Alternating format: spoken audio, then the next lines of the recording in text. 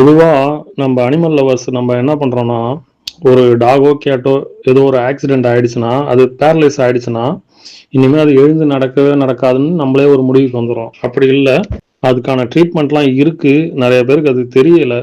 அத தெரிவிக்கிறதுக்காக தான் நான் இங்க பேசுறேன்.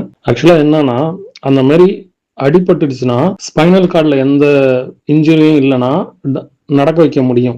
நாங்க ஸ்பைனல் கார்டு இன்ஜுரி ஆனதே நடக்க வச்சிருக்கோம். அந்த இதுவும் எங்கள்ட்ட இருக்கு. அதனால எதுவும் பயப்பட வேண்டாம். இத வந்து ஒரு 40 டூ 50 டேஸ்ல நடக்க வைக்க முடியும். இதுக்கான ப்ரொசீஜர் என்னன்னு பார்த்தீங்கன்னா, பிஆர்பின்னு ஒரு இன்ஜெக்ஷன் பண்ணுவாங்க. பிஆர்பின்றது என்னன்னா, நம்ம வெளியில வாங்குற மருந்து மாரியோ, மெடிக்கல்லயோ கிடைக்காது.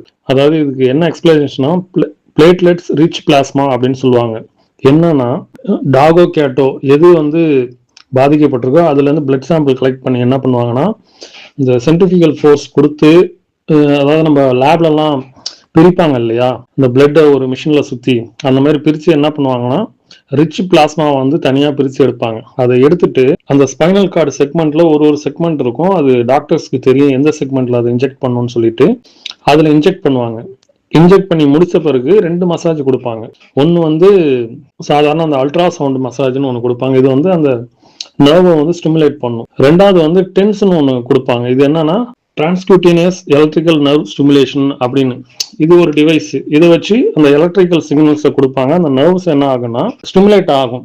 இதோட இந்த ப்ரொசீஜர் எப்படின்னு வச்சுங்களேன், மேக்சிமம் ஒரு வாரத்துக்கு 5 வாரம் போட்டோம்னா 99% பாசிபிலிட்டிஸ் இருக்கு அந்த டாக் நடக்கிறதுக்கு. அதுவும் இல்லாம இது முடிச்சுட்டு என்ன பண்ணணும், நம்ம டெய்லியும் நர்வஸ் சப்ளிமெண்ட் கொடுக்கணும்.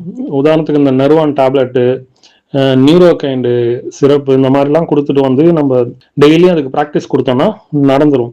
கிட்டத்தட்ட நாங்க வந்து ஒரு 10 டாக் மேல நாங்க நடக்க வச்சிருக்கோம். எங்களுக்கும் ஆரம்ப கட்டத்துல இந்த மாதிரி இருக்குன்னு தெரியாது. அதுக்கப்புறம் தான் இதெல்லாம் தெரிஞ்ச பிறகுதான் இந்த பேரலைஸ் ஆனா அதை பத்தி நாங்க கவலைப்படுறது கிடையாது.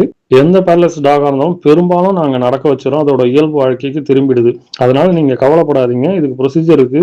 உங்களுக்கு ஏதாச்சும் விளக்கம் தேவைன்னா நீங்க தொடர்பு கொள்ளலாம்.